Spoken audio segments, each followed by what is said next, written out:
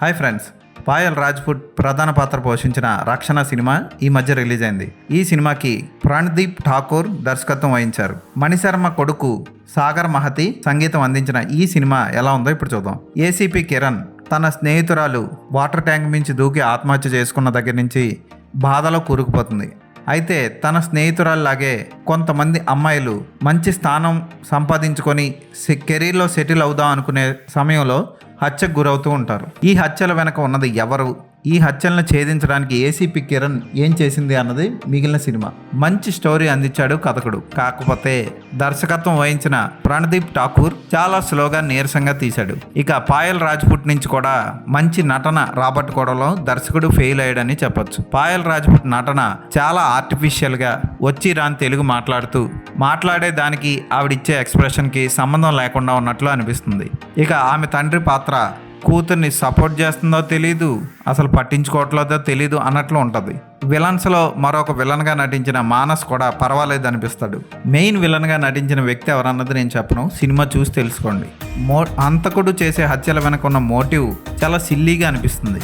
చిన్నప్పటి నుంచే తల్లిదండ్రులు ఆడవాళ్ళతో మగపిల్లలు ఎలా ప్రవర్తించాలి, ఎలా కలిసిమెలిసి ఉండాలి అన్నది చెప్పాల్సిన బాధ్యత తల్లిదండ్రుల్లో తండ్రిది.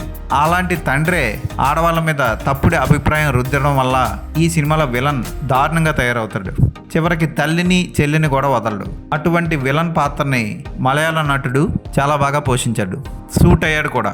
పాయల్ రాజ్పుట్ చాలా వరకు తనలో ఉన్న నటిని బయట పెడదామని ట్రై చేసిన దర్శకుడికి సరైన అవగాహన లేకపోవడం వల్ల సినిమా బాగా వీక్ అయినట్లు అనిపిస్తుంది. ప్రొడక్షన్ వాల్యూస్ కూడా చాలా లో బడ్జెట్ కాస్ట్లో తీసినట్లు అనిపిస్తుంది ఈ సినిమా.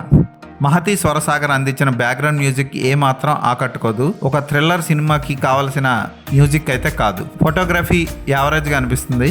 ఎడిటింగ్ మాత్రం చాలా చేయాల్సి ఉంది.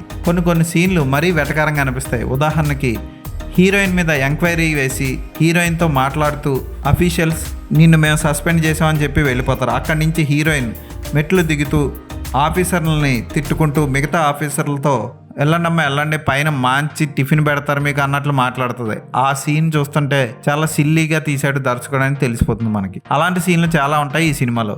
ఈ లాలీపాప్ హంతకుడి గురించి హీరోయిన్ చేసిన పోరాటం సగం వరకు ఫలించింది, కానీ దర్శకుడికి అంతగా ఎక్స్పీరియన్స్ లేకపోవడం వల్ల ఈ సినిమాని సరిగ్గా తీయలేకపోవడం వల్ల బిలో యావరేజ్ సినిమాగా మిగిలిపోయింది. ఈ సినిమాకి నేను ఇచ్చే రేటింగ్ 2/5.